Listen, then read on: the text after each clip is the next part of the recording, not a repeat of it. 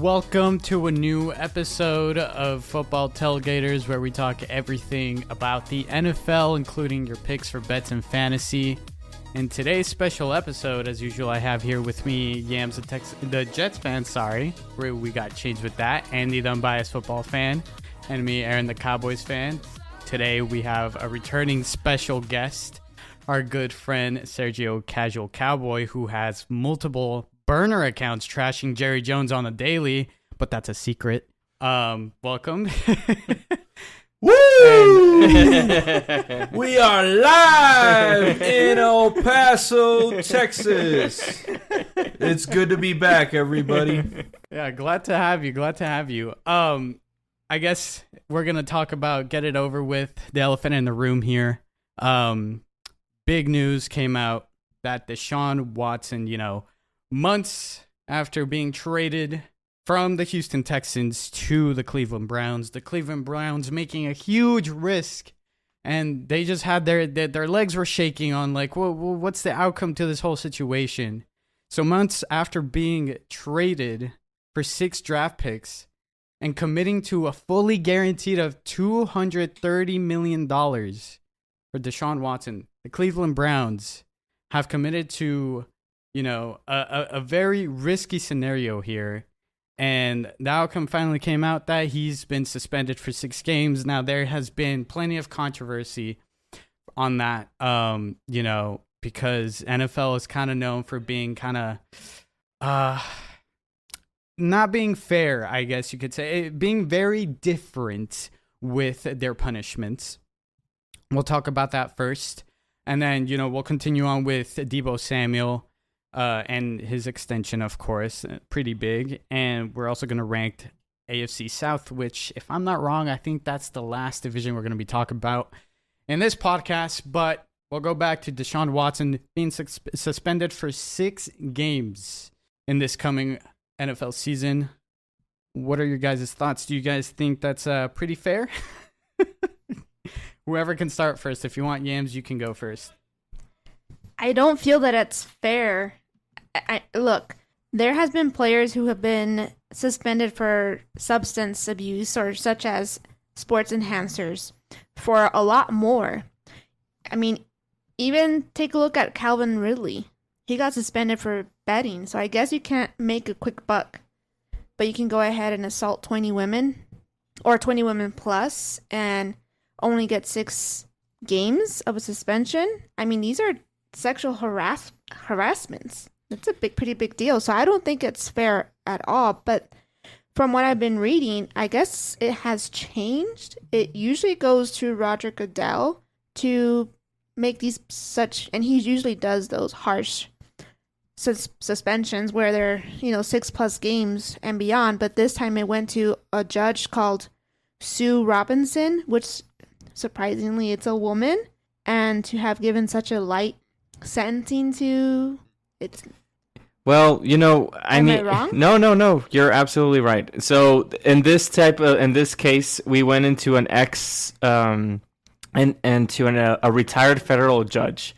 So okay, I can see a lot of people saying the exact same thing that you're saying, Yams, that it's not enough games. He should be suspended for more. But here's the thing, because did you compare to other, like Calvin Ridley, right? Right. So here's the situation, though.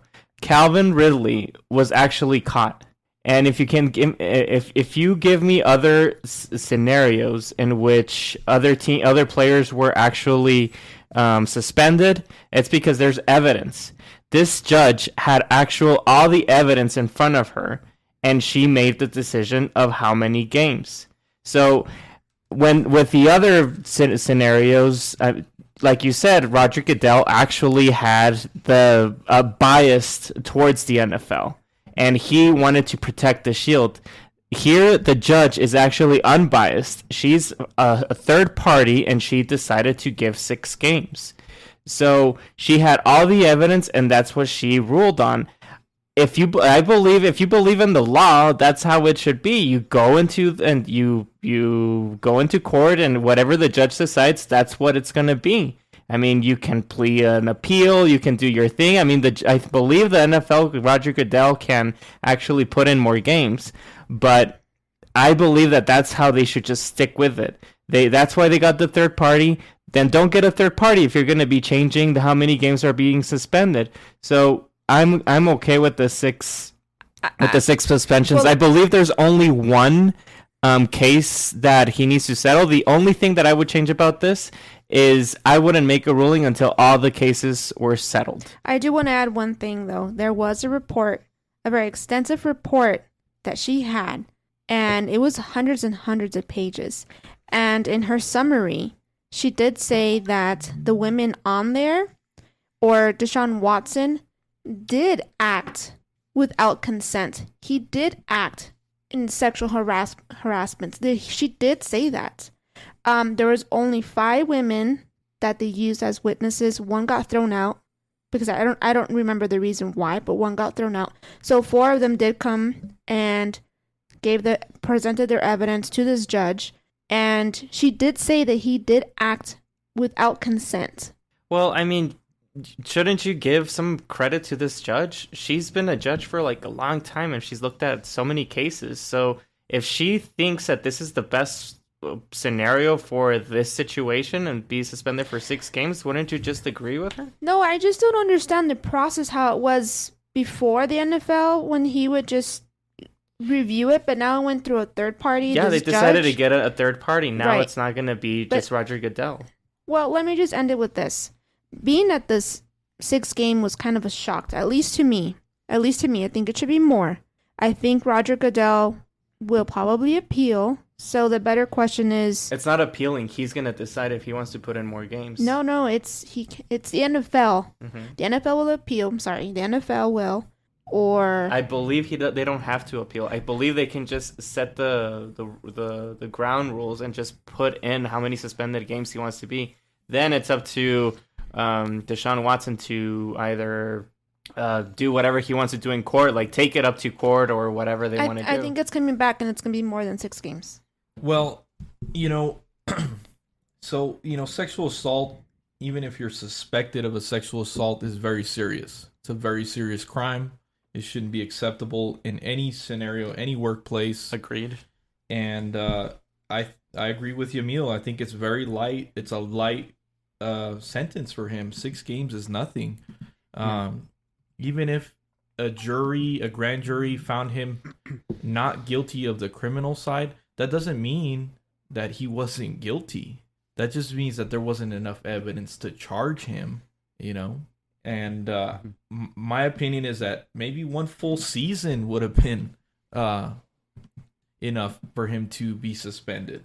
The judge obviously looked at the evidence like you mentioned, and she said it was 6 games. But I'm sure there are going to be a lot of football fans that are going to disagree with that, and probably they're right. They're right. I mean, sexual assault is not something to be taken lightly. When we've also seen scenarios of other players get a way heftier sentence. I mean, he wasn't even fined. That just baffles me. They didn't even hit him in his wallet. I mean, that's a good point. I didn't even think about being fined at all. I mean, it kind of did hit his wallet because we don't know how much he settled for with all these 50 women. But still, how do you not look good towards our female fan base and not even get a fine for something so horrible? He still denied. So let's put on record that Deshaun Watson still denies any foul play with any of these women. Gosh, no, there's a lot of evidence in that report. It is common that he brought in his own tiny towel, so that it was easier for him to expose himself. But isn't that a she said he said situation? No, that's consistent in the evidence. What she read. We're talking about over 24 women, though. We're not talking about 4 women. We're talking about over 24 women. That is Big just deal. outrageous. I mean, if it were anyone else in a normal workplace, they would be fired. They would lose their job. they would probably have to register as a sex offender, honestly. Like, it sucks to see a celebrity in a high position with a lot of money walk away pretty much unscathed.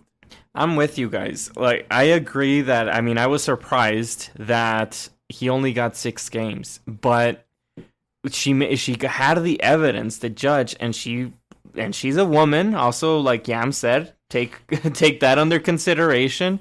And she said 6 games. So all of us here are kind of just speculating. She had all the evidence in front of her, and we don't know why she came up with that conclusion.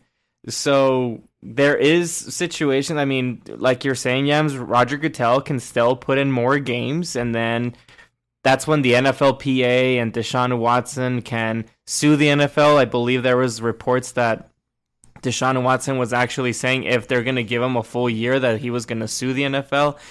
And honestly, if we're talking about business-wise, I believe the NFL just wants to get over this and just don't show that negative news with the NFL coming, like the season coming up. So I believe they're just going to leave it at 6 games. And for the future, if they want to suspend a player, they're maybe having to have a third party. And that way, Roger Goodell doesn't have to look like the bad guy all the time and just be like, well, that's what the judge said, and we're good with that. Yep, because in the past, also, they have a terrible, terrible track record of suspensions. The big deal with Tom Brady, with even the team being impacted, losing draft picks, all that kind of stuff for just slightly under deflated ball. Yeah, maybe we're going into a new era of how things are going to be looked at now if they want to be suspended. Correct me if I'm wrong. I'm sorry to interrupt you, Aaron, but correct me if I'm wrong. Didn't Ezekiel Elliott get a suspension for exposing himself? And it was a 6-game suspension? I don't know if it was exposing himself or it was a woman. His girlfriend, no? No, I think it was just some random girl, but I'm not too sure. But there was evidence. There was a video that showed that. Mm-hmm. And with this, and with Deshaun Watson's, we can't see anything. That's why I'm saying, okay, evidence. It's all these women saying it. It's a he said, she said situation. He said, she said of 20 plus women. I whatever the number is, it's a he said, she said situation.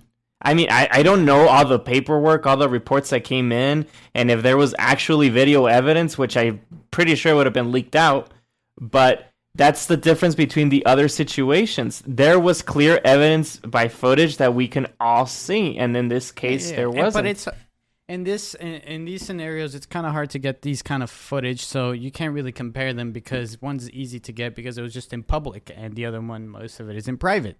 So, just for perspective here, Cardinals wide receiver DeAndre Hopkins received a 6-game ban for the PED violation. Just to show. Yeah, that's evidence though, because he tested positive. So there's the evidence.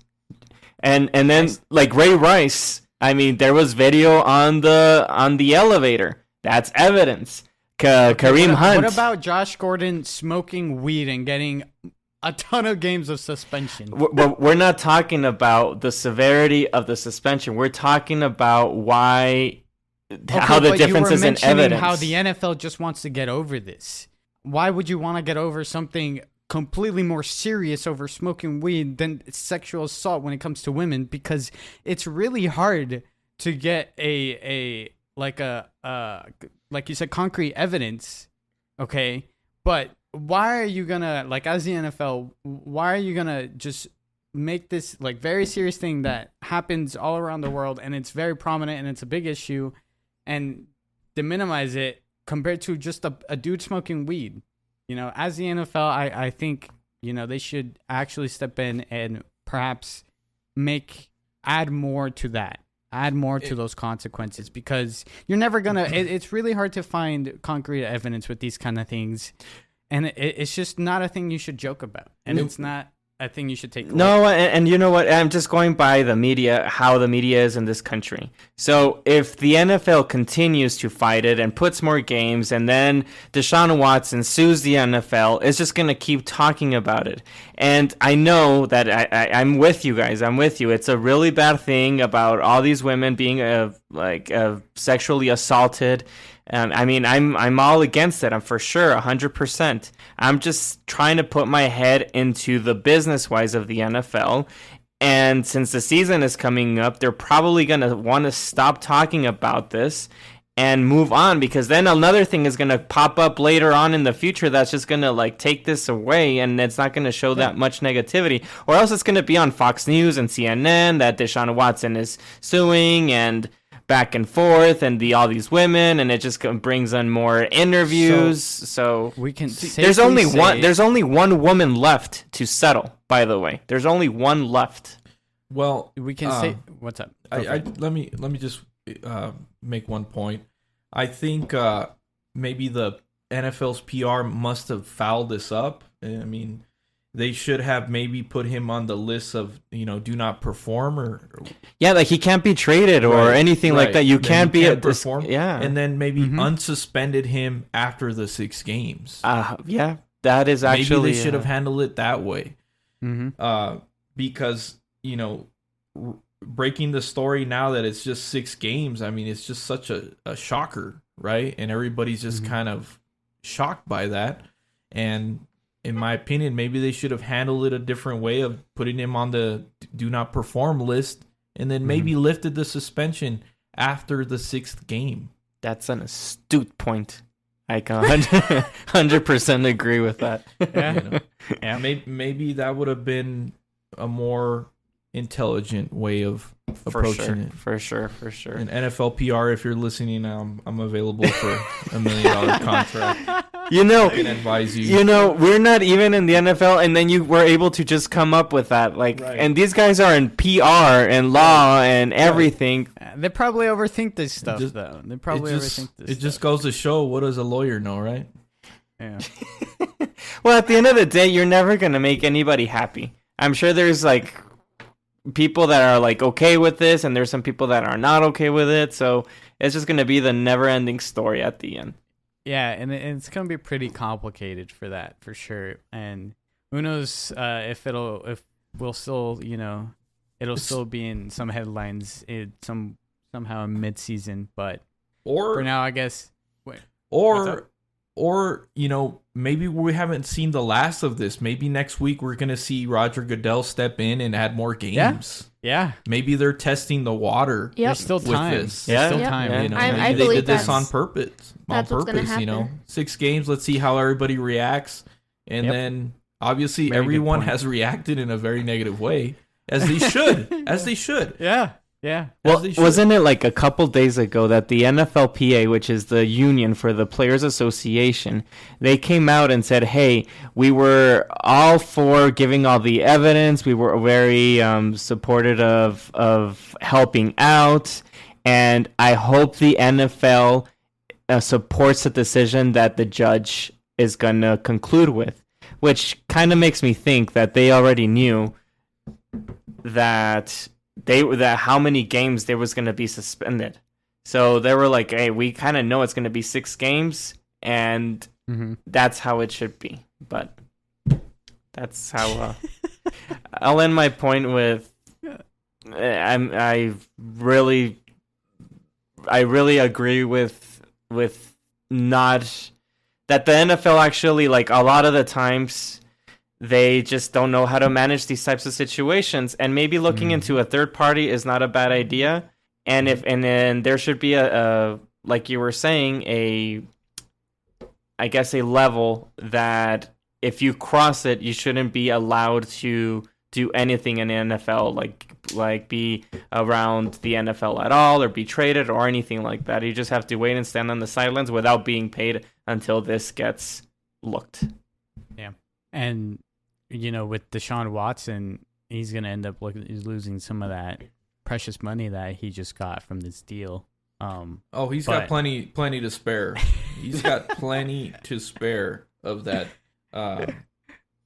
guaranteed money. I mean, he's got a lot of money. They gave him a ton of money. Yeah, And for sure. Unfortunately, that contract is a whole different topic, but I mean, it's going to set a precedent for future NFL quarterback contracts of this guaranteed money. That's At some point, the NFL's got to really come down on that. I think on the guaranteed money allocated for quarterbacks.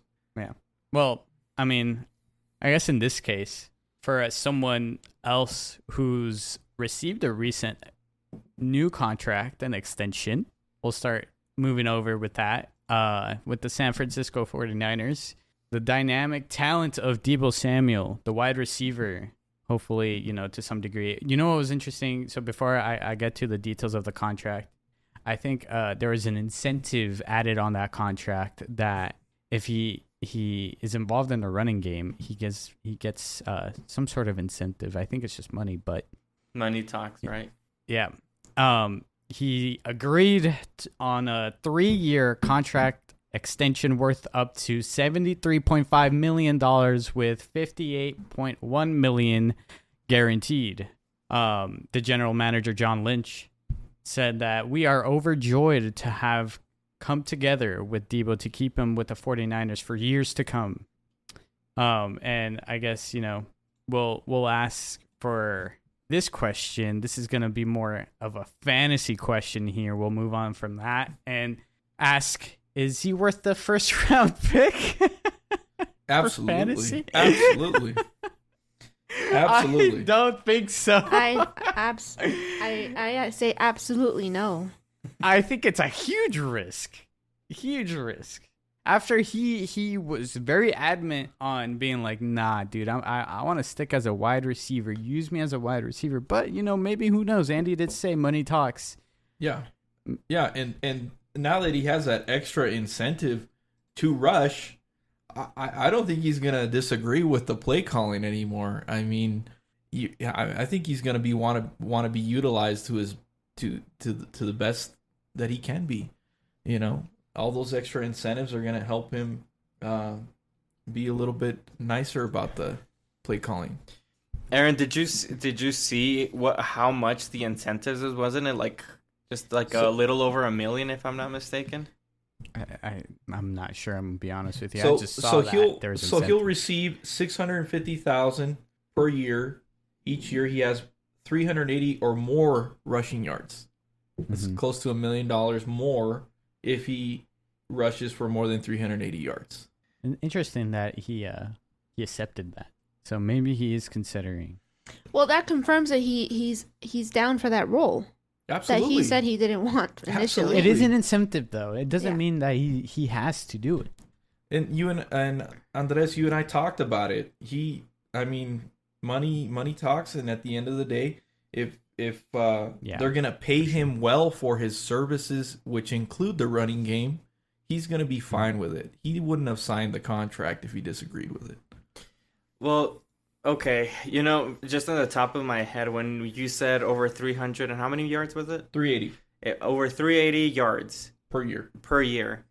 I started questioning, well, that doesn't seem that much, but if you look at last year's rushing yards that he had, which it was 365 exactly total. So they're asking actually for a little bit more, and he actually was one of the most monstrous running back / wide receivers in the league. I don't know if he's gonna care too much about that incentive. Maybe if it was a little bit more. I mean, because when you're a running back, that's when your body gets more hurt more compared to a wide receiver. So I believe he's gonna be thinking, you know what? If I stay as a wide receiver, I can probably last longer in this league and get another contract later on instead of getting my body hurt more as a running back / wide receiver. Hybrid. Yeah, exactly. So for me, it's a risk getting him in the first round. I wouldn't take him in the first round. I would think about it in maybe to the end of the second round. What if we're seeing an evolve in the football game? What if this is the first player that we're out of many players in the future that we're going to see evolve that are hybrid players? Well, remember that Packers wide receiver / running back, Ty Montgomery. Yes. He was playing pretty well for a few years with the Green Bay Packers. Not quite as dynamic. Not quite as dynamic, but he was that type of player. So I've seen it before, not as dynamic. You gotta have a special talent to be at that type of hybrid player, and which Deebo Samuel completely is. But the only thing that irks me, especially in the first 2 rounds, because those are like key rounds if you want to win your fantasy, is if you get Deebo Samuel and he only wants to play wide receiver, that's gonna hurt you a lot compared to if you get another high end wide receiver or a running back that you can get. So I would be just very hesitant. I mean, it can work out for you. It's kind of like that risk, that big risk but big reward type of situation. Absolutely. I wouldn't take him in the first round. I might maybe take him in the second round. Hopefully a 3. I think that would be a great deal. The only reason why I don't think he's a number 1 in the first round is because they're going with Trey Lance. It's a different quarterback. So when it's a different quarterback, things kind of change. We just don't know what's the game plan. We don't know how Trey Lance plays, who's his preferred, what's the scheme that they're going to use around Trey Lance. Well, it's Shanahan. So you know that Shanahan is going to be making Trey Lance score. The year that they were like moving from backup to backup quarterback, those quarterbacks were actually scoring. So I don't fear Trey Lance not being able to score and figure things out. Shanahan's going to figure things out. He's that type of creative coach that can have Deebo Samuel do some wide receiver / running back. Then he works with a lot of running backs. So I'm not that much afraid of him not being used to his full potential. The only what worries me is him saying, no, I'm going to just be a wide receiver and push back. No, that doesn't worry me. It's the system that worries me. Only because also last year, they were able to use Deebo Samuel because of all the injuries that was happening to the 49ers last year. Once Brandon Ayuk came on from his injury, his numbers slightly dropped. I'm not saying Deebo Samuel's a bad player. I'm just saying there might be a slight decline in his numbers. But again, if he drops to number 2, that's great. Number 3, that's absolutely fantastic. But number 1, no. I would make it. Go ahead. He's being drafted again. My fancy little list that I made here on the ESPN Live Draft Trends. He's being drafted around at like a 14 overall. So not that many people are thinking that he's not worth a first round, if that makes sense. I think people are going to bite on it. I think they're going to draft him in the first round. Yes. Absolutely. Mm-hmm. I think... and I'm comfortable with that personally. I think I wouldn't bite. Well, I'm comfortable with biting on the first round. I mean, it's a very dynamic player. I mean, even if you're picking 12th, what other 12 dynamic players of this caliber are on the board? Really? I think if you're the last pick and you're playing a snake draft here and you get, the first pick in the second round, he wouldn't be a bad second round pick. No, but I mean, and towards the end, who do you think is going to be towards the end? Let's just compare. If you have Najee Harris or Deebo Samuel, who you're going to get? Najee Harris. Yeah, I think I would get Najee Harris. Maybe I would get Deebo Samuel.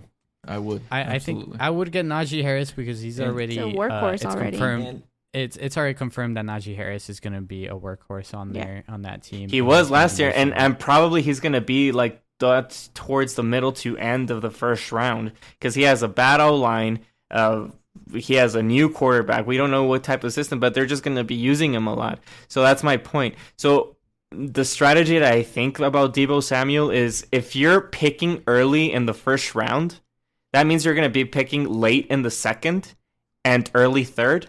So I would actually think about, depending on the players that are available in the end of the second round, which would be maybe a good spot for Deebo Samuel. Or if you see somebody a little bit better than him, you can pick him up early in the third round. So that's how I see it. I wouldn't pick him in the first round. He's a third round steal for sure. I think he's a safe second round pick. I think everybody can agree on that. Safe second round. Mhm. Well, are you going to take Jalen Hurts instead of Deebo Samuel? No, quarterback for me. I wouldn't be taking quarterbacks early in. That's a rules for myself. I do believe that there is a lot of other players that are. Take Austin Joe Eckler. Austin Austin Eckler, who are you taking? He's going to be Eckler. gone in the first 10. Yeah, for sure. Austin Eckler's going to be a first rounder for For sure. sure. Mostly, we can all agree it's first round. It's bunch of running backs and some wide receivers. That's how usually it goes. Yeah. Right. Yes, we were talking about how Cooper Kupp, he might be, if not one of the only ones worth taking in the top 5 for Wide fantasy receiver. draft. Top 2. And the wide receivers. So He's being drafted really high. yeah, he has, but not this year. Not this year. Yeah, Cooper Kupp, I mean. Oh, okay. So Trey Lance has five passing touchdowns, and he only played 2 games and a half or something like that, or 1 game and a half. Yeah, we got to take that into account. Trey Lance is the starting quarterback here. It's been confirmed by the staff of the 49ers coaching staff that he is going to be the starting quarterback, which some people that might make a difference. Absolutely, it'll make a difference. I think defenses will play differently because obviously he is an unproven quarterback. He has shown a lot of questionable decision making in practice. I don't know if you've been reading any reports on training camp, but he has thrown a lot of interceptions in training camp. It's not looking as confident as it should be. But, like you said, Shanahan is a smart coach. He'll probably utilize Trey Lance to the best ability possible. And, I just really think that they're going to utilize Deebo even more than last year. That could be. I'm wondering, out of those 5 touchdowns that Trey Lance has, how many of those were for Deebo? That can give you an idea of how they'll be using Deebo. Well, I mean, you can also say there's been reports that he's having a really good connection with Brandon Ayuk and during training camp. And I'm with you that he hasn't been playing really well during training camp. But again, we just started. The training camp just started. He hasn't been practicing that much. So right now, I'm not that nervous about Trey Lance.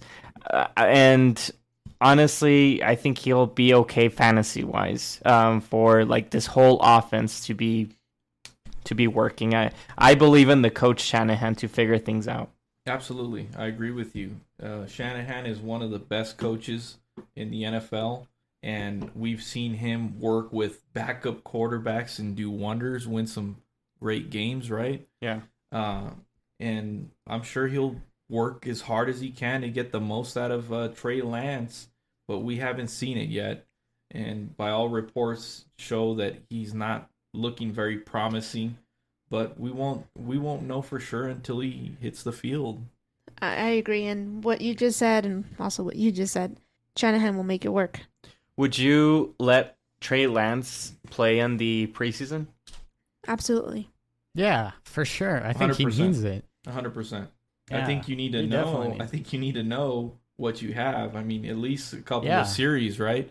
Oh, yeah. Well, I mean, even if let's see that he doesn't play well in the preseason, it's not like you're not going to like play him in the regular season. No, I think they'll move Jimmy Garoppolo before the season starts. And by all reports, it seems like the Giants are the likely suitor for Jimmy Garoppolo's services. Really? Yes. That's interesting. Oh, poor Jimmy.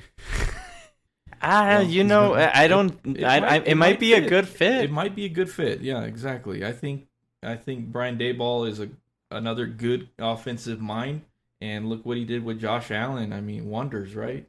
First, couple seasons weren't so bright for Josh, and Brian has turned him into an all-pro quarterback now, and we might see Jimmy blossom in New York. I can't wait to see that. I want him to beat the Cowboys What? and talk that trash he did when he kicked out the Cowboys from the Well, playoffs. he already did beat the Cowboys, unfortunately. I want him to see it twice a year. I want to see it happen twice a year. I think it's All right, because well- you just think he's attractive. That's all. Okay. He is a good-looking quarterback. Thank you. But Brandon Ayuk, wow, he had a lot of hype. I remember reading last year. He had a lot of flashes of brilliance. He might be going into a blossoming season as well. He might be that deep threat for the 49ers, and that might free up a lot of space for Deebo. They already have the 3 running backs that they've confirmed that they're going to rotate in and out with. What was their name? It's Mitchell, Jeff Wilson, Elijah Mitchell, and Trey Sermon. So they're going to be very versatile in that field, and they might be better than we think they are, even with Trey Lance. I think Trey Lance is just adding another dynamic to it with being able to use his legs and running a bunch of RPOs. So is Trey Lance more of Colin Kaepernick, or is he more of a Cam Newton? I would say Kaepernick more than Cam Newton. Kaepernick, yeah. He doesn't have anything close to Cam Newton. Cam Newton is a total different type of beast in his prime days. Okay. Yeah.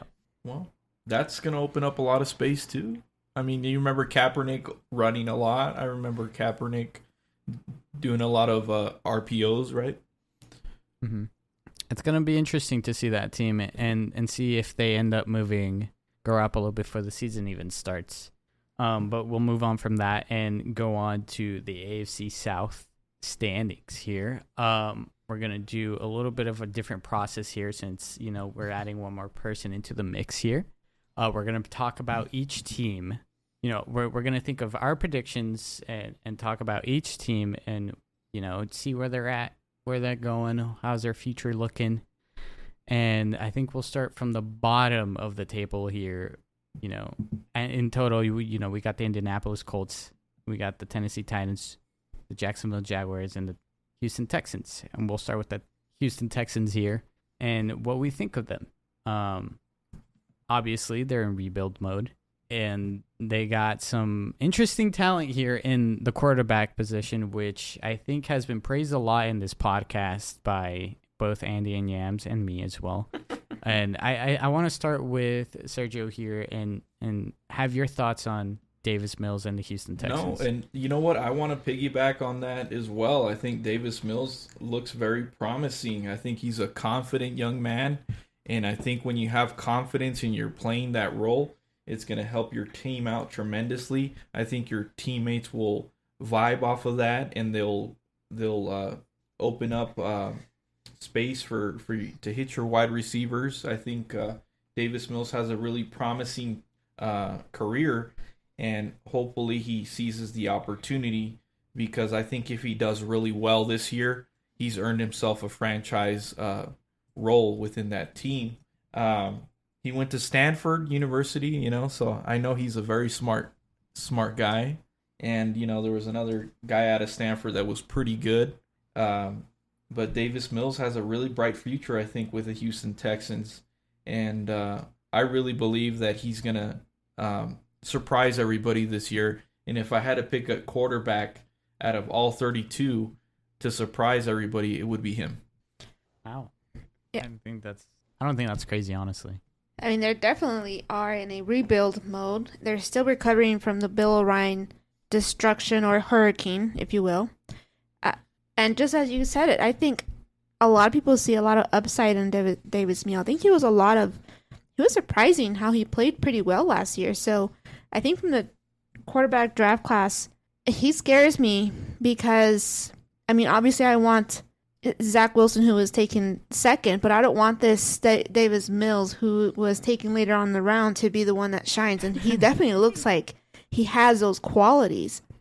But the Texans are in a complete rebuild mode. That is because the Bill O'Brien mess. And, of course, they got Deshaun Watson out of there. And they also got a ton of picks for Deshaun Watson. So this is their opportunity for the next years to come to go ahead and build their dynasty. Absolutely. They're off to a good start after the whole destruction with Bill O'Brien. I think this is the best they could have had. Because, or just, I guess, the aftermath. Bill O'Brien gets a lot of flack for trading DeAndre Hopkins, but, he's hardly seen the field. Now, right? Now we see the point. He's hardly seen the field. But he's a good player. He's a good player. Absolutely. But availability, I think availability is your best. Okay, then what you traded him for, that's the problems that I have. Okay. That's, yeah. For a player of that dynamic, and I agree with you, he hasn't been playing that much on the field because of injuries. So, but if you had such a valued top talent, I felt like the Texans or Bill O'Brien didn't call other teams to offer him. He's like just got the first offer from the Dolphins and like, yeah, I want that and I want this player and this player because he thought he was a Bill Belichick type of guru that can just build the team based on a few players that he gets. So that was my problem. But talking about the Houston Texans team, I do really like Davis Mills, how he played last year. It might be just like one type of season, good winning quarterback, and then he just goes downhill. But if he continues to play how he was playing last year, he has a bright future. The only thing I really don't like about all of these changes is the head coach, Lovie Smith. I didn't like what he did in Chicago. And moving over here to the Houston Texans with not that much of weapons or too much resources gets me into a little bit of a nervous situation for them. So, and then if you look at their team, I mean, we have Marlon Mack as their starting running back, and then behind him we have Rex Burkhead. It doesn't excite me at all as running backs. We have Brandon Cooks, which, I mean, he's a okay wide receiver. It's not like just super exciting. Nico Collins, which he might be a surprise. Supposedly through reports and training camp, he is a wide receiver that Davis Mills has been connecting with a lot. Then they have Chris Conley as the other wide receiver. So it's a big question mark, this Texans. I wouldn't be surprised if they're the last one again, and then they just build off the draft again. But the head coach doesn't really excite me. So I really hope Davis Mills does show up and just show what he can do as he was showing up last year. Now, besides what they have with, their key players, with what we believe is Davis Mills and what he could be, they also had a high draft pick, and they picked up Derek Stingley Jr. I think that's how you pronounce his last name. And, their key wide receiver here is Brandon Cooks. They extended him as well. I think it was a 2-year extension as well. And I guess the O-line, they're rebuilding it. I think the key piece in that O-line would be Tunsil. I think his first name is Laramie. Yeah, that's correct. And then, and then their defense, I mean, I don't think it's really that bad. I think it might just be just as good as the offense, which is like, I don't think the offense is terrible, but I do think they need to figure out their running back situation, though. And the coach thing is a problem. Well, we might see Lovie Smith recreate that same type of team that he had in Chicago with the defense. He might build upon that. The offensive coordinator is Tim Kelly, which I thought it was Pep Hamilton. With Chip Kelly. I thought it was Pep Hamilton. Is it? Well, I don't know. Googling. Pep Hamilton. Yeah, Pep Hamilton. Excuse me. I'm not familiar with Pep Hamilton, unfortunately. I know he has a lot of pep. He must. He must have a lot of pep. But that doesn't give me a lot of confidence for Davis Mills either. I think he came off of he likes to do that West Coast style offense, which is like a Bruce Arians type of offense. Okay. So that means that Davis Mills is going to have to throw the ball. I think he's going to have to regardless because of his running game, right? The good thing is that he has a safe hands in Brandon Cooks. I mean, he's a player that can play in the slot and out in the wide. So, he's got a safe safety blanket there. But if you guys, if you're an NFL player, maybe if you're like nobody wants you, then you'll think about the Texans. But if you still have some prime years and the Texans like call your name, I mean, maybe money-wise, they have to pay a lot, but would you be excited to go and like, okay, I'm going to go to the Texans? Of course not. I mean, they're in the rebuild, like we mentioned. But you might be part of something special. There might be some big names here that we're not even mentioning now that might, come up big this next season. And, Davis Mills, when the season started last year, we thought it was a joke. Like, who is this guy playing? And he surprised all of us. Yeah. So we might see something come up from the Houston Texans. The division, obviously, is not that competitive aside from one team. The Indianapolis Colts probably are going to be the favorites to win the division. But aside from that, what other team can you confidently say that's going to challenge the Colts next year? Maybe Tennessee, and that's just because of the coach. True. It's very true, but, Tennessee has their own problems as well, losing a wide receiver talent. But, the Texans, I think they're making all the right moves now, right? Mm-hmm. Sticking with Davis Mills, I think they were patient in the draft, and they took some good players.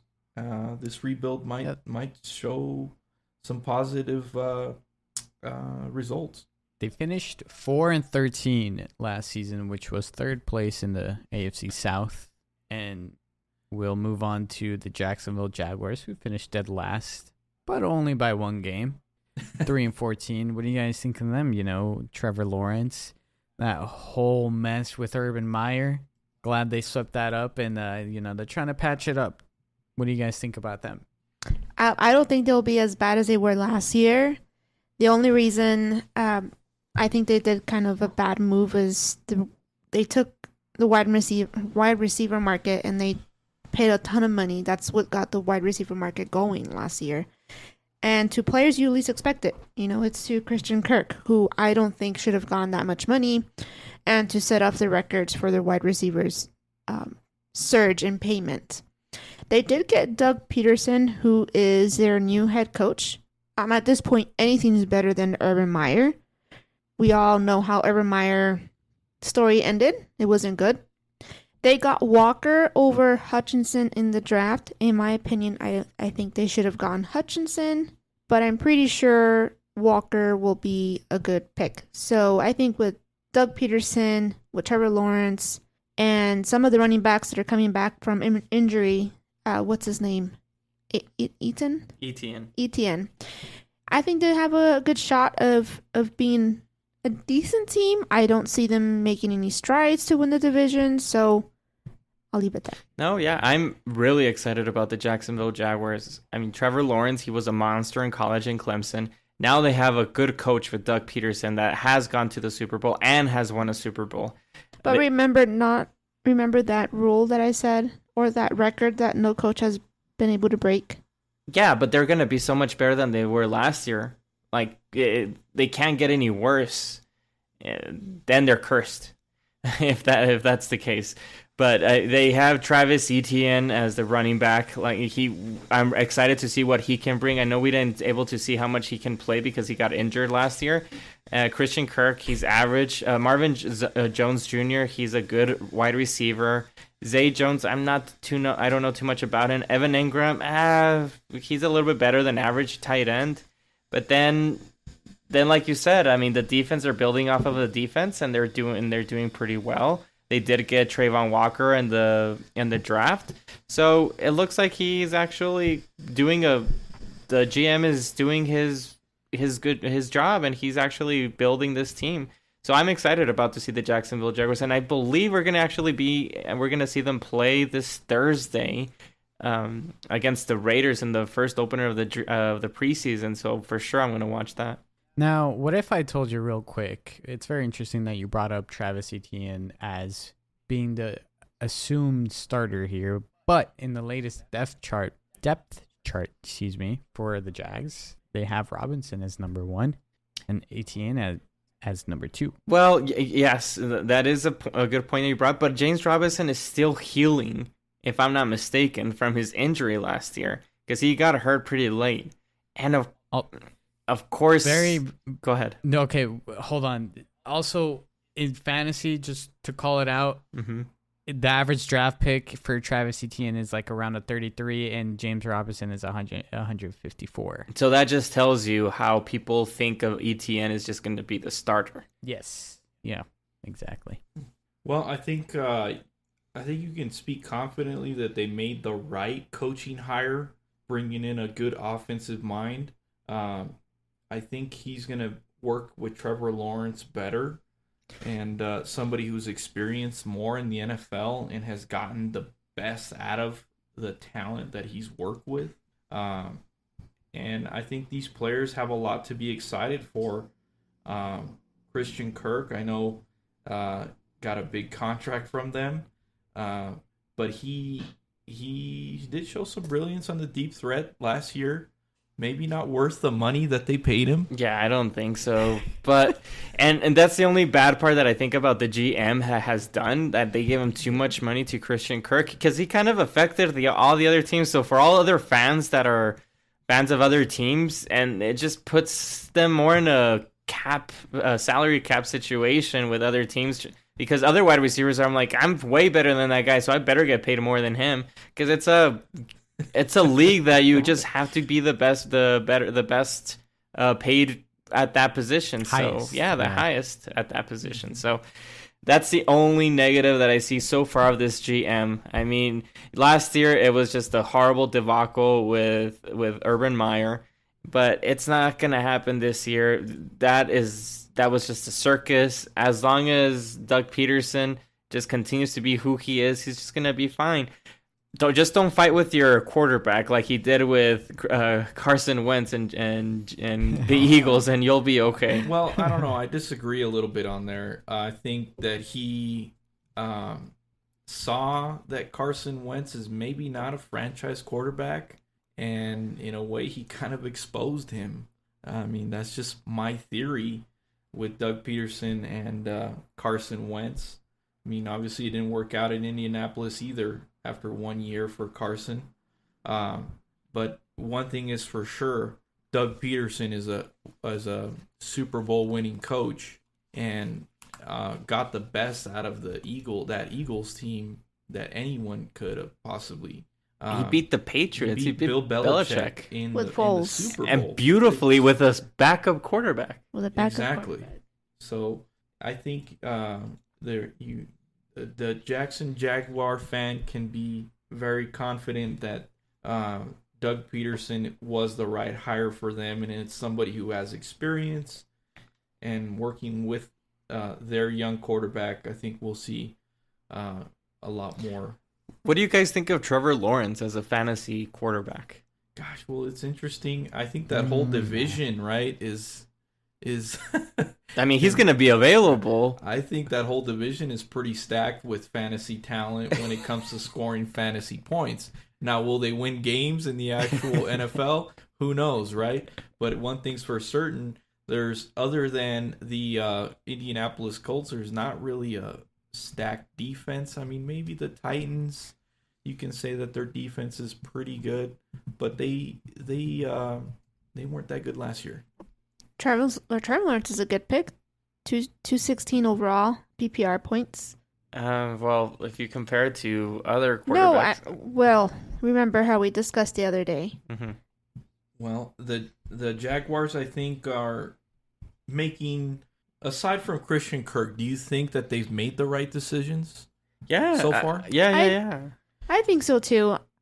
Like you mentioned, I don't think they're the right decisions in the price, but yeah, they're improving. Zay Jones was pretty good for the Raiders, last year. I mean, he was a bit of a deep threat. Obviously, he's not. He's just Jamar one of those types of Chase, key players to just plug in there. Yeah, he's a key player. I think they shouldn't. The Jags shouldn't feel bad about that. I think they should feel good. Marvin Jones, we've seen him in the past with the Lions, right? I mean, he did pretty good with the Lions, and even before that. I like Trevor Lawrence. Is just, I think he was a little bit overhyped for the NFL level.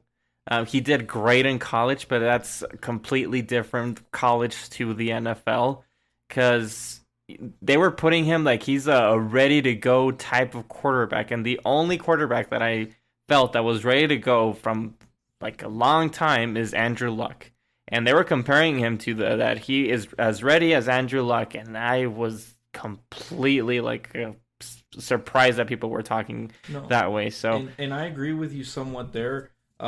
Trevor has been really, really I don't want to say the word overrated, but he's been very hyped up, and we haven't seen. He's not Joe Burrow.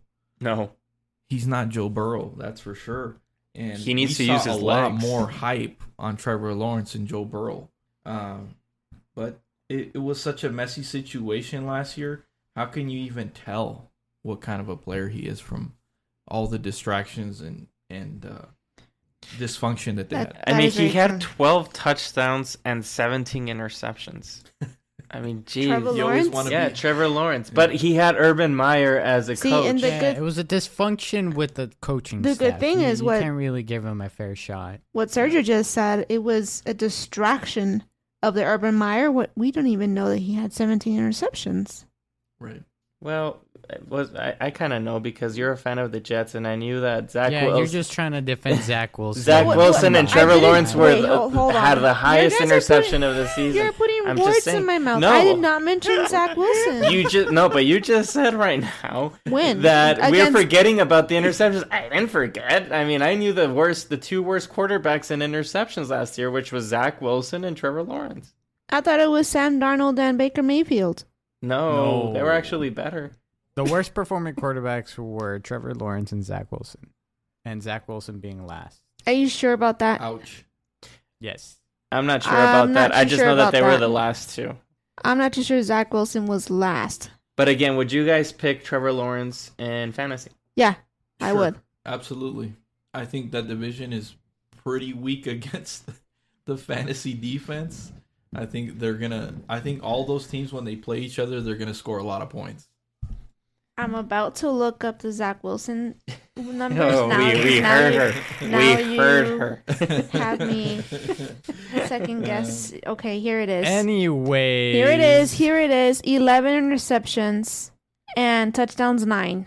So incorrect. False. Yeah, so no, the QBR says otherwise though. Okay. Oh, QBR wise, it was different, but who had more interceptions was Trevor Lawrence. That's why I was saying, like, performing.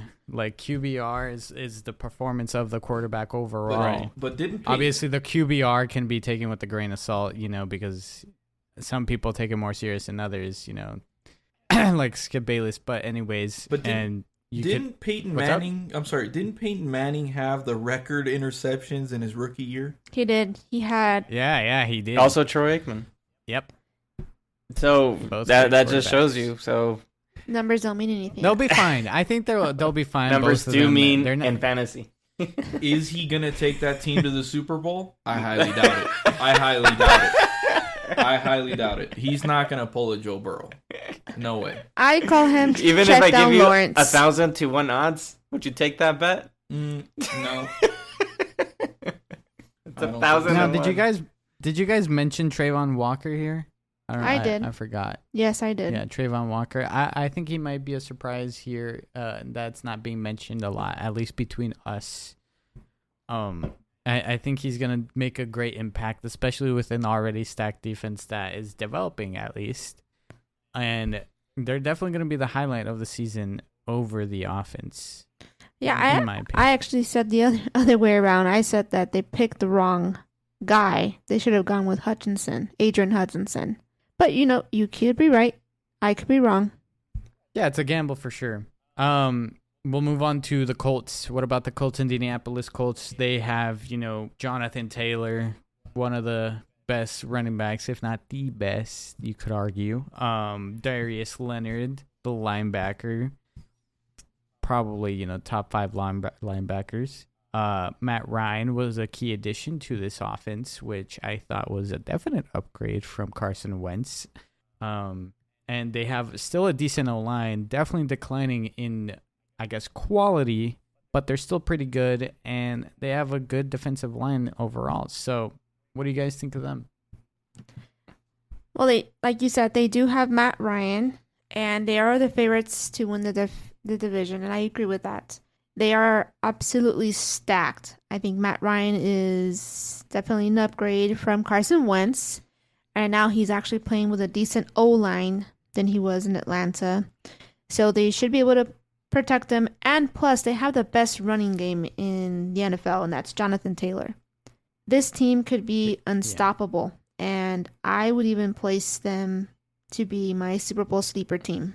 Oh, wow. They finished second with a 9-8 record last season. Wow, that's a pretty bold prediction. Super Bowl sleeper. I mean, there's so much competition in the AFC. For sure. Are you sure? Yes, I'm sure. You're saying that there could be the Chargers. Matt Ryan is the key piece. Yes. The Chargers, Yes. the Broncos, Well, I'll the tell you, Chiefs. I'll tell you a couple of things. I think it's the perfect situation for Matt Ryan. We'll see if Matt Ryan still has it. You know, I mean, he's getting old now. He's up there. We'll see if he still has it. The great thing about being a Colts quarterback, of course, is that you're playing in a dome, and he goes from playing in one dome to another dome, so that's going to be hugely beneficial to him. The running game is strong, absolutely. Jonathan Taylor is a stud. He's probably the top pick in fantasy football. He's probably the MVP from last year, apart from Aaron Rodgers. I think he got injured, right, towards the later of the season, and that's probably why he didn't get the MVP. Yeah, that's when Nyheim Hines took over. Yeah. And I've been hearing a lot of talk about Michael Pittman. Michael Pittman seems like he's a star in the making. Everybody's talking so much positive about him, that he's really, really doing well in training camp.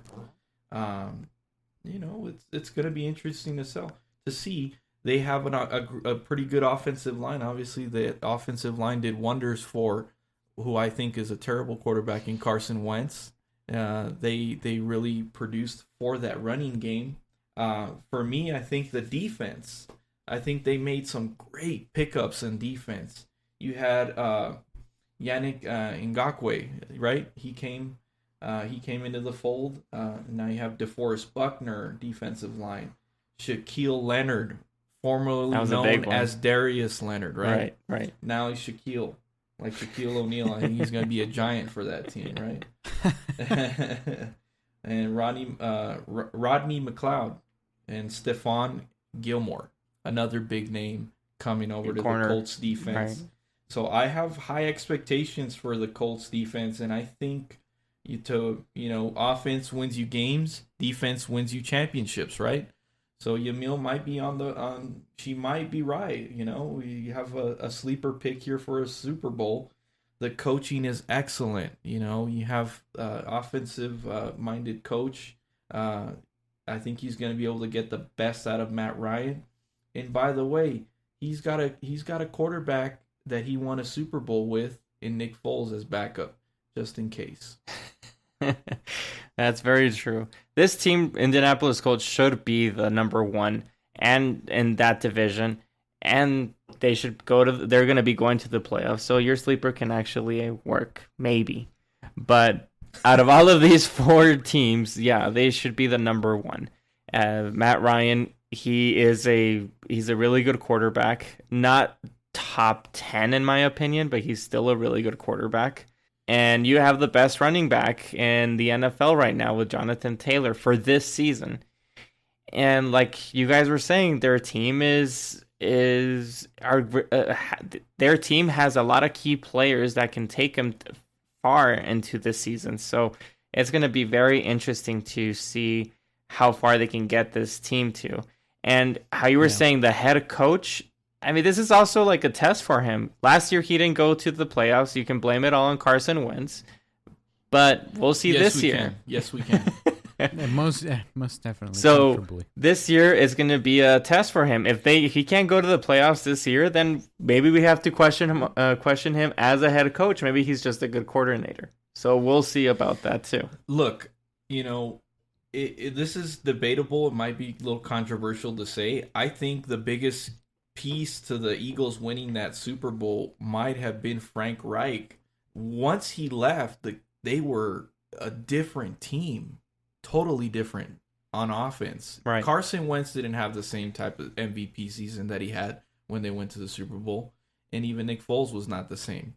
So I think he is a really good head coach. I agree with you, but the problem is that when sometimes there are really good coordinators, but then when they become head coach, you have a lot of other responsibilities. And that's when it starts affecting your focus into what you're good at. So in this type of situation, he might be just a really good coordinator. I'm not saying that right now. I'm just saying this is going to be a test year for him. Yeah, most definitely. Now what about the very complicated Tennessee Titans? They finished first with a 12-5 record. They went to the playoffs. Didn't go so well for them. They got Derrick Henry, you know. He's been injured. He's coming back, trying to make a comeback here. Sucks what happened to him. And then they got, you know, Kevin Byard, the safety, pretty good safety. They got Ryan Tannehill still. They got a good defensive line, but you know the O line's like whatever. They lost a huge key piece, I think, to the offense, which is gonna put more pressure on Derrick Henry with AJ Brown. He went to the Eagles. And you just, at the draft, we were just kind of like, when we saw the news break, I still remember that we were just so confused that, like, why would the Tennessee Titans trade A.J. Brown to the Philadelphia Eagles? Now, they did pick up Trayvon Burks, I think is the name from the draft. And they're hoping, you know, they can fill in the shoes that A.J. Brown left over there. But, yeah, it's he's got a lot of work to do. So what do we think about them? You said it. They lost their number one, in my opinion, probably the most talented player in A.J. Brown. The Titans need to throw a little bone to work on their wide receiver for Tannehill. They drafted Malik Willis, I think in the 3rd round, and they traded their number one receiver. So it is clear that the Titans and Tannehill, the run is pretty much over. It's pretty much over. There was chatter that the Tannehill's agents were trying to do like a structure of a long deal term with the Titans, and the Titans were not interested. So you could say that this team they're not in a rebuild mode. They're just not in it. They're just not in it anymore. They're gonna collapse. Exactly. They're just not in it. They're gonna collapse. They're falling.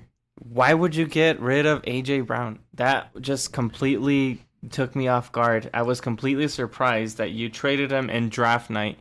What were you thinking? He's your second best player. What did they trade him for? Was it a first round? The first round. It was pick? a first round pick. Yeah. Yep. And on topic of AJ Brown, I mean, basically, all the 4 wide receivers that were re-signed, they were offered the same contract, but he was still traded. I mean, that's what he was saying, anyways. That's weird. Like, why would they let him go? It's strange. It's a strange move. My theory is that I think the Tennessee Titans is that they're in a transition period, not so much as a rebuild. I have a strong belief that this may be Tannehill's last season with Tennessee. I think from here we're going to see a transition to Malik Willis. And maybe they didn't want to allocate all of that money for A.J. Brown, which in my opinion is stupid because you have a proven young wide receiver that's barely going to hit his prime, right? So you didn't even get to see his prime years yet, and you trade him away for a first-round pick, which, who did they pick for him? I don't even... We talk about this, and why do we always forget? Wait, what? Who did the Titans draft with that pick? Trayvon Burks. Yep. It's a wide receiver. I remember they traded for he's the Alabama receiver. So you're trading away a proven wide receiver for a toss-up? Treylon Burks, sorry. And yeah, he's from Arkansas. That's right.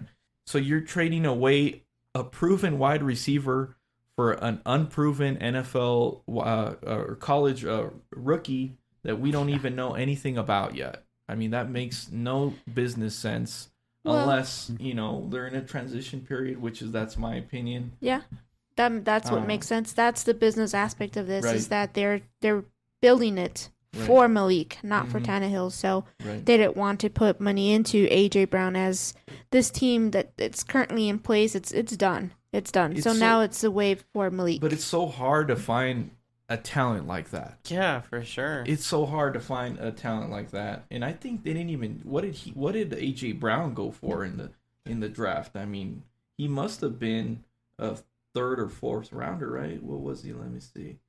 He was second rounder. Excuse me. Second rounder. So if you get a second round player at that caliber, you practically is a steal. Exactly. Yep. It's really strange. And even if it's a transition, I don't even know if Malik Willis is their like future franchise quarterback. He wasn't a first rounder or a second rounder. They picked him up later. Maybe they're. I mean, I really hope that they don't try to tank this season. But I keep saying that there's 3 really good quarterbacks that are coming up in next year's draft, and if they can get one of those top quarterbacks next year, then this team is just going to be right on track to just be good again. But this season, they don't really excite me. Are you going to be using just the whole offense just going to go by Derrick Henry? I mean, that's not how things work. You can't just go by just the running back. You need key pieces. It's an NFL team. You need other weapons in order for other playmakers in order to open the run for Derrick Henry. So even for fantasy, makes me nervous for Derrick Henry this year, honestly, because of the whole types of situation that's going on with the Tennessee Titans. And I think it's a very simple formula for any opposing defense. You're just going to stack the box, and you're going to defend Derrick Henry because no one else is really scary outside. I mean, for sure they're going to play man. They're going to attack and stack the box like you're saying and pressure Tannehill to throw. And it's going to be just man to man, and they're going to use their cornerbacks. Stephon Gilmore might be like just getting a whole bunch of interceptions at this point. And we're going to see Miami Dolphins Ryan Tannehill come out, I think. That's just my opinion. But I think they're just in a transition period. They made a lot of moves that didn't work out on defense too, right? They allocated a lot of money in the previous years that didn't work out. And that's a defensive-minded coach. And unfortunately, their defense, I think last year was one of the worst, right? I mean, they were certainly bottom half in defensive ratings. Yeah. I think, Yams, you mentioned this, right? That AJ Brown was throwing shade at the Titans. That he was the only one that got traded out of all the big wide receivers that were getting contract extensions here. Right. His tweet was, he tweeted today, or yesterday rather. He said, basically all 4 of us got the same contract, and I'm the only one that got traded. Keep believing it was me. Anywho, go Birds. Pretty strong statement from AJ Brown. Oh yeah. Well, of course he was he got surprised. It's not like everybody got surprised. Everybody. I was so shocked and I was annoyed. And we definitely don't want to make the Philadelphia Of course Eagles you were annoyed. better. That's a crime in itself. If only the Cowboys that did GM that. should be suspended for making that trade. I wonder what happened in that draft room were they calling a whole bunch of teams and like, here's AJ Brown, what do you give me for him? I really wonder what other teams were saying. It's not like, obviously it's not as bad as the Hopkins situation, but I mean, Sergio could probably argue that it could be about the same based on the time that he's missed, but it's around that same level of stupidity for making that trade. So, what if this new wide receiver doesn't work out? Then it's going to be a complete failure. I mean, how sure are you that Treylon Burks is a number 1 wide receiver? It's a gamble. Huge gamble. And also for Tannehill, too. But Tannehill's... we all agree that Tannehill's on his way out of the system. Yeah, they might be going for a speed rebuild here. Yeah. They might be just patching things up, throwing out kind of like all the stuff that might bother them in the future if it all goes wrong. Still, if I'm the GM of that team and I have Derrick Henry, I mean, running backs have an expiration date. I want to take advantage of that situation now. I don't want to wait for a transition to something else. And then he's piling up a little bit more injuries. Why are we going to wait? Or make a decision if you're the GM. If this is your way of transitioning over to get for the future, then maybe think about trading Derrick Henry for a first rounder. Right. Now you have multiple first rounders. Yeah. And that way you just stack in the draft for the next few years and build that team and just transition over that way. Because it really sucks to say, but running backs don't last that long in the NFL. So you have him in his prime, trade him over to another team and get first rounders. Maybe you can get 2. Who knows? Or a first round and a second round. Listen to offers for sure. If you're going to be in the transition to your next team, listen to offers for Derrick Henry this season. I'm sure Tampa would trade for him. Who are they gonna trade number 12 or what?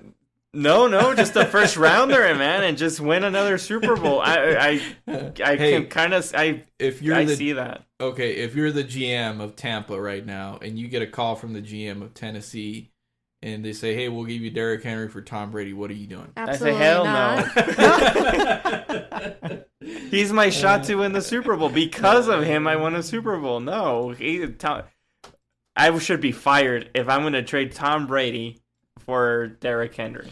No, and you know what? Tom will just retire. That's what he'll do. What do you mean you traded me? I retired, bro. I'll just retire. Screw you guys. Or trade me and then I'll retire. Yeah, but Mike Vrabel, man, he's a really good coach. I think defensively, he's improved that team tremendously since he arrived. Right. Tremendously. Yeah. I mean, they were awful team.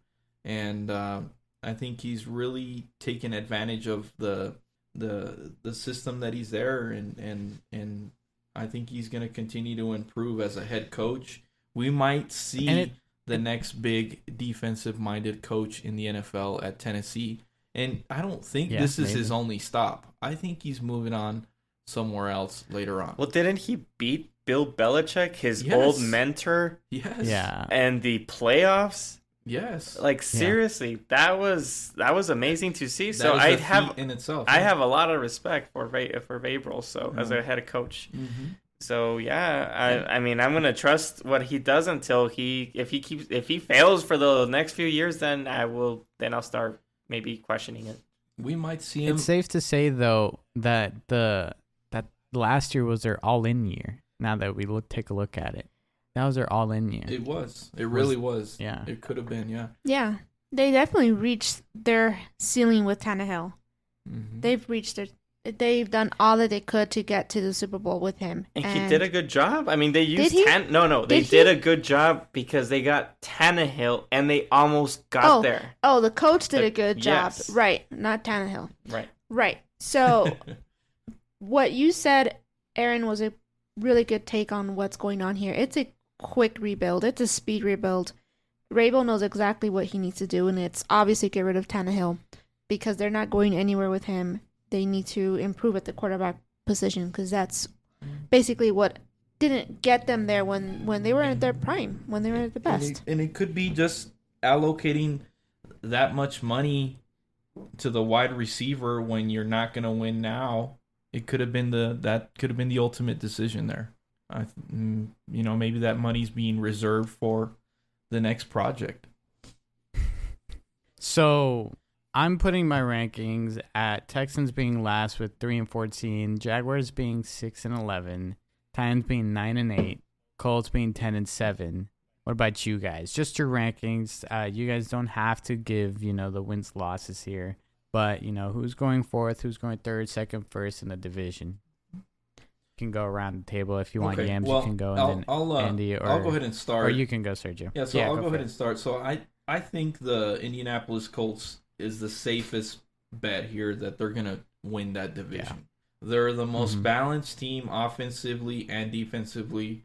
Coaching is sound. I think they made the right draft picks, the right free agent pickups.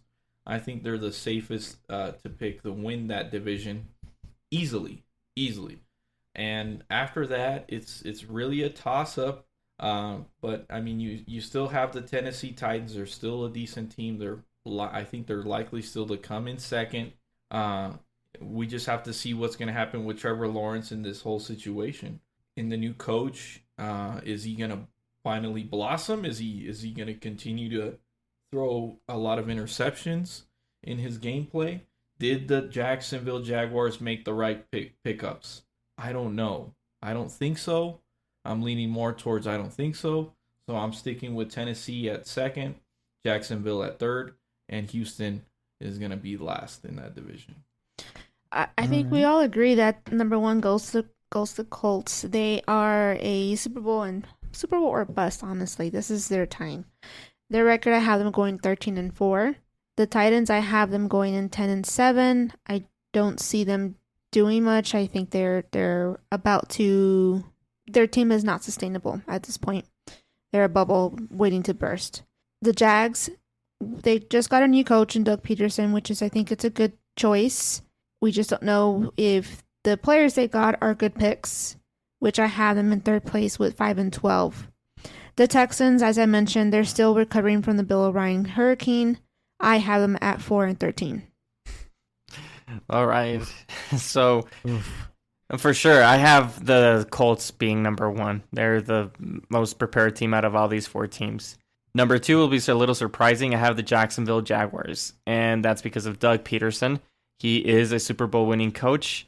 I do believe that he knows how to put the pieces in place to get to a successful season. And the Tennessee Titans just regressed. That's why I have them in number three. They cannot just go based on Derrick Henry as in one player that, like we were just discussing. You cannot just go and win with no key players and the wide receivers. And on fourth place, I have the Texans, and it's because of Lovie Smith, and just they're in complete rebuild mode, and we'll see what they can do. It's a big question mark what the Texans are going to be doing.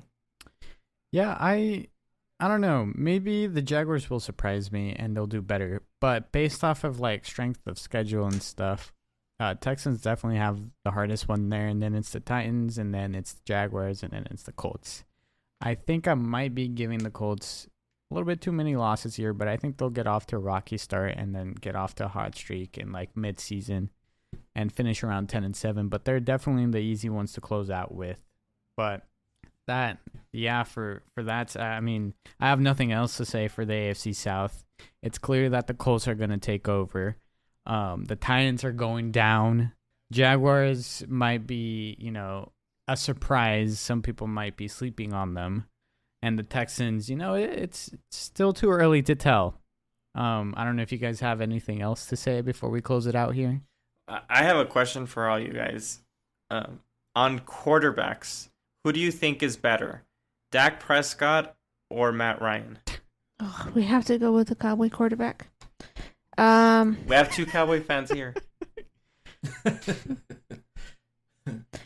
Dak Prescott for me. He's younger. That's all. Okay, Yeah. Matt Ryan went to the Super Bowl. Does that count? It's too long ago for you. Yeah, but we're talking about who's the. Are we Talking about now, right? again? Right. Okay. Then. Yeah, right now, how they are talent wise. But if you include their history, I mean, it's obvious Matt Ryan because he went to the Super Bowl. Okay, it's clear. But if you just talk about their talent, it's Dak Prescott. I think Dak Prescott easily is much better than Matt Ryan currently. The past is the past. I mean, we don't think about that, right? What you've done. It's only about what you're doing now. Yeah. Matt Ryan has been terrible the past 2 or 3 seasons. Well, that's harsh. I wouldn't say Not terrible. Harsh. That's harsh because the whole Regressed. Falcons have been pretty bad. Right. Regressed. Right. Yeah. But I mean, currently, I think Dak has got a little bit more zip in his passes. He's got a little bit more upside. I think he. Dak. I mean, you guys are gonna laugh at me, but he's probably top 10. No, he's top 10. 10. I have him at 10. Yeah. Top 10. It's arguably. I have him top at 10, 9, yeah, for sure. honestly. Top 10. I mean, it's And he- hard. I mean, the Cowboys are their own worst enemy. Okay, they always shoot themselves in the foot for whatever reason, whether it's penalties, play calling, Coaches. I don't think it's entirely in Dak's fault for all those losses.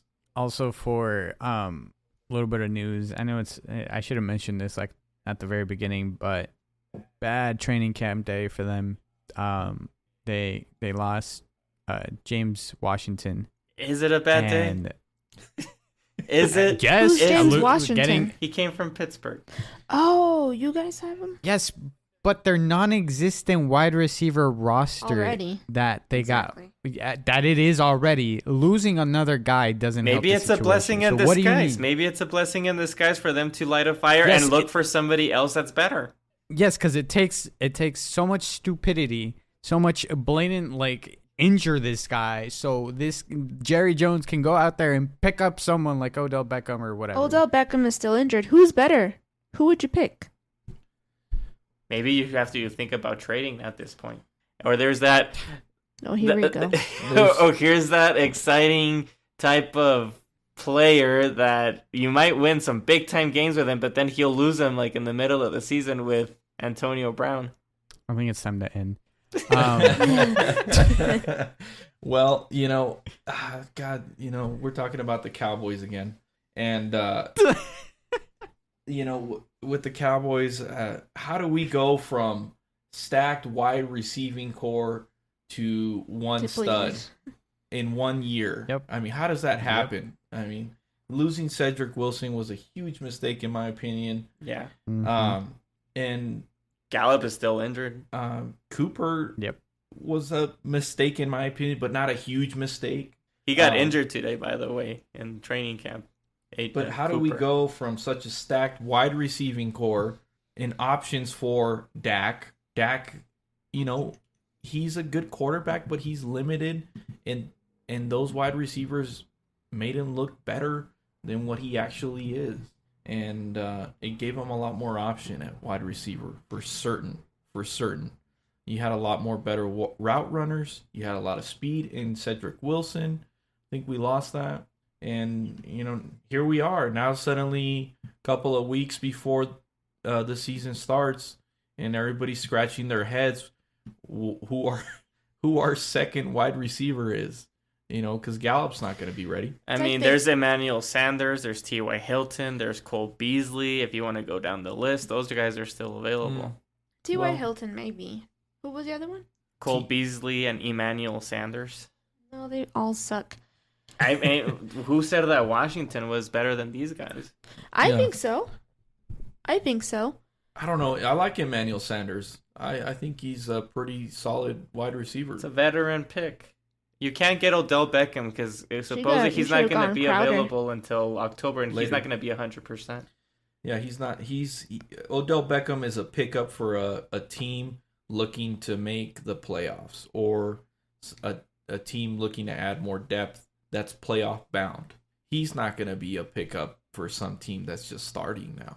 He's going to get picked up later on in the season, I think. Yeah, maybe like in November or December. And then there's Will Fuller, but he's always injured, so I wouldn't even look at him. So perhaps maybe the Cowboys team in this sense, they have a lot of confidence in Dak Prescott to work with the wide receivers that he has now, that they think that he has the unbelievable arm talent that. And that's the frustration that Cowboys have with the organization. Right. So for me, what it sounds like, or what I'm seeing, it's a repeat of history, what happened kind of with Romo. Though Romo was a great quarterback, I think. Well, great, good, great, sort of. Yes. In between, good and great. Whatever that is. Better than Dak Prescott. Well, you can ask a lot of Cowboy fans, and they're all going to have their mixed opinions about It's because Romo. he did a lot of great things, and he also did a lot of stuff that kind of ruined the future. But what I'm trying to say is they really didn't build a team around him, and I feel like that's the way that the Cowboys are going with Dak Prescott, where they feel that he can carry the team himself with these B+ players surrounding him. This just tells me, in my opinion, that they're going to be their strategy is going to be all in the running game because of how they're not picking up wide receivers. I'm thinking they're going to be using the running game, and that's their strategy. So it's kind of like a blueprint for now. Could be right. One thing I just wanted to touch on, and we don't have to spend a lot of time on it if y'all don't want to, but I think I mentioned to you the topic of, who has the best backup quarterback. I think depth at the quarterback position is so important now because it's like one little injury to your quarterback and your season is in jeopardy, right? So who do you guys think? Carolina Panthers for Panthers sure. and Baker Mayfield. Yeah, Carolina Panthers. They have like 5 of them. Excuse me. Baker is the starter, okay? Let's just Not get at that, this moment. Let's just get that out of the Not way. at this moment. Not at this moment. Not at this He moment. will be. Wait until they get Jimmy Garoppolo too. Oh my god. Okay, He'll so be stacked. here's a quick list for you all. And Colin Where's Kaepernick. Where's Teddy Bridgewater? Whatever team he's at, he's the best backup quarterback. I think Saints. The Saints. Yeah. The Saints? I think Teddy the Saints. Bridgewater? I am not sure. No, I think think he's he- with the Dolphins. Yeah, he's with the With the Dolphins. Dolphins, now. then Yeah. that one. Oh, with the Dolphins. he's Oh, with the interesting. Dolphins. Yeah, he is. But- He's with the Dolphins so right now. just check out this list, okay? Tyler Heineke, number 1 backup quarterback. What do you think? He did go to the playoffs, and he did play a pretty good game against he- Tampa he that did. year. It's Yeah. been a while, Yeah, he's though, good. But Yeah. he's up Yeah, there. I put him number 1. Number 2, Gardner Minshew. No. Number 3, Teddy Bridgewater. Yes. Number 4, Nick Foles. Yes. Maybe. Super Bowl winner. Super Bowl winner. Nick Foles. Well, All right. he fits in this system with the Colts just because of the coach. What- Nowhere else he would. But go for it. Well, this Continue. one will surprise you at number 5, Andres. Andy Dalton, New No. Orleans Saints, backup quarterback. No, poor he's guy. done. Red Rifle. Number 6, Jacoby Brissett, Cleveland Browns. I like that. I I want to think- say no. I mean, he can maybe win you like a game or two, but not gonna. He's not not going to fill in yeah, confidently. No.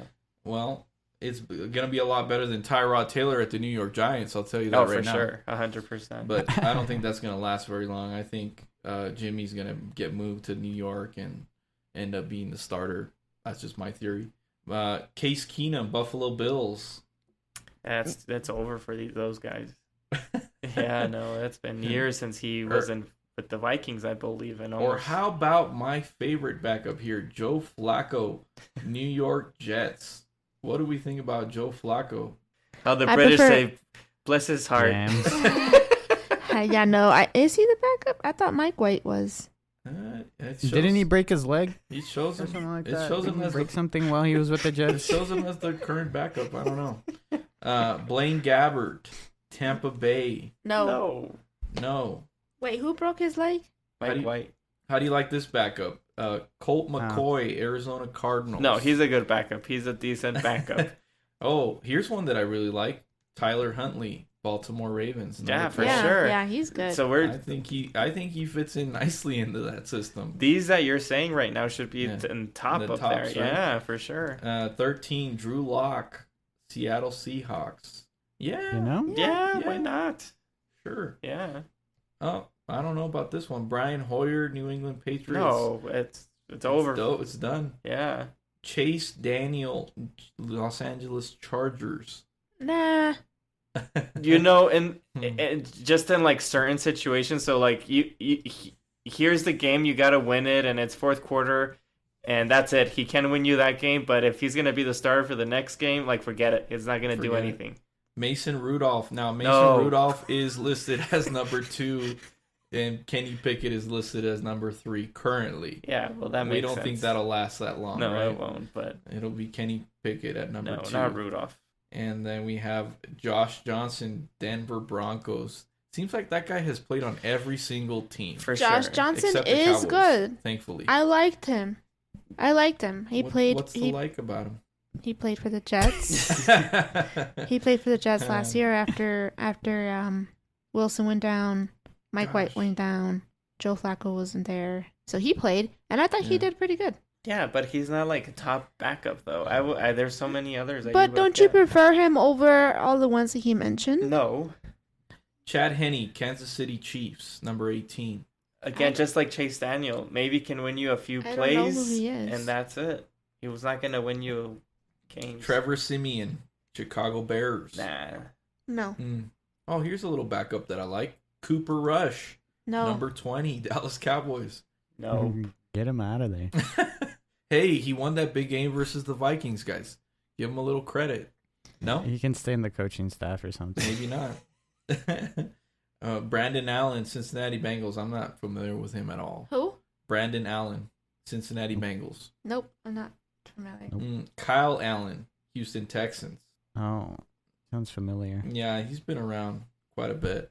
CJ Beathard, Jacksonville Jaguars. Yeah, maybe. Hmm? Maybe he did play well with the 49ers. 49ers, right? Yeah, But that's And- under the Kyle Shanahan Yeah, system, very which true. he finds a way to make it work. very true. And what about this guy? Jordan Love, Green Bay Nope. Packers. Nope. He sucks.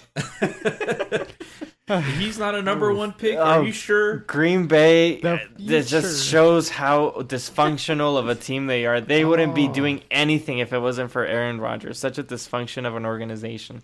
Wow.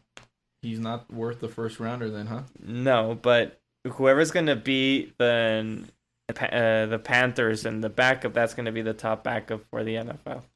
Desmond Ridder, Atlanta Falcons. Hey, I like that. I like that backup situation there. He's backing up Marcus Mariota. Who says Mariota is going to be the guy? Desmond Ridder. Very He's true. pretty good. Very true. He's pretty good. Malik Willis, Tennessee Titans. We talked about this earlier.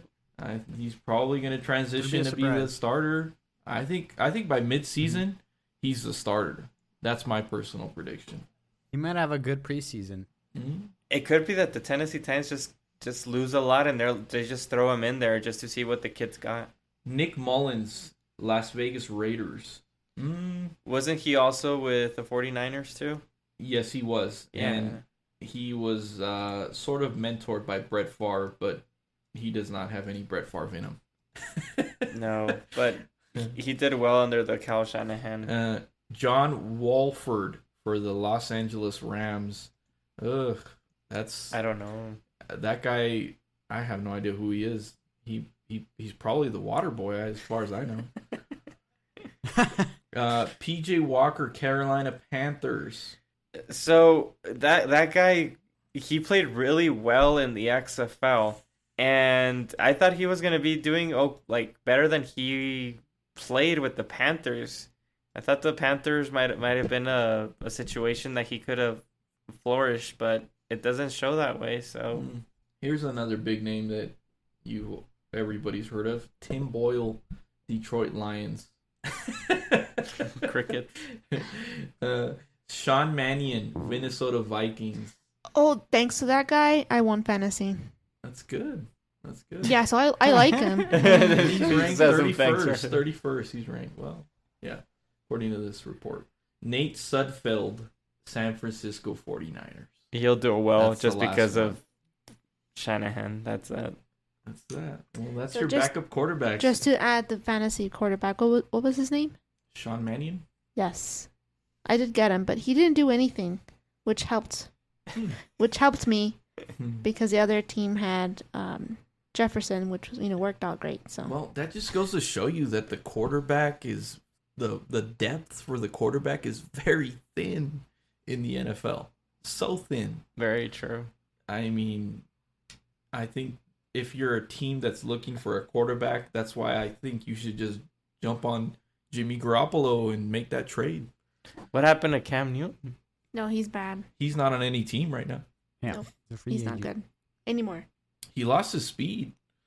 And ever since he lost his speed, it's over. It's been He over had a for him. shot with the Panthers again last year and just couldn't do it, huh? Couldn't make it happen. And out of all these guys that are backups, I mean, there's not a lot to look forward to or positive to, right? And you're just gonna have to rely on the rookies to get it done, should they need them. And probably the highest rated rookie. What do you think, quarterback wise? Well, it's gonna be Kenny Pickett at Kenny this Pickett? point, yeah. But that's pure.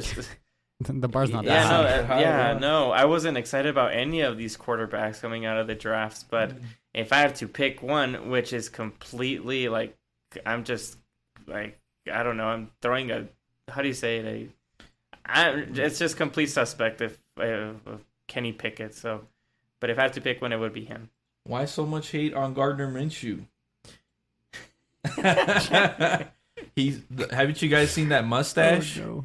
Oh man, I've seen Napoleon Dynamite too many times, and I just don't believe in him. He cannot throw that ball over that mountain. So supposedly he lived in a bus over the summer. Who knows if that's true or not? In a prison bus, by the way. That's where he was sleeping at. Okay, does that not sound Napoleon Dynamite? It sounds very random. Very random. I'm not sure how that made him a better quarterback. And if that's what he was aiming for, I don't know. But anyways. We'll see if that worked out. We'll see if that worked out for him. Yeah. All right. Yeah, I think that's pretty much it. And it's can go on forever. It was pretty good. Very interesting to bring up all those backup QBs. You know, we got to see that, you know, Cleveland Browns kind of messed up, but we'll see how it works for them after the 6 games. If it stays the 6 games, we'll see with that. And then Deebo Samuel, congrats on his extension. And as well as the AFC South, we were able to rank them, and it all went pretty well. So that's going to conclude this episode for Football Tailgaters. We appreciate Sergio for, you know, stopping by, being our special guest here. And we appreciate anyone that's made it to the end, and we hope to see you guys interacting with us on our social media, which is Football Tailgaters on YouTube, TikTok, Instagram. Thank you guys again for listening, and we'll see you guys next episode. Thank you, guys. Thank you. Bye-bye. Bye.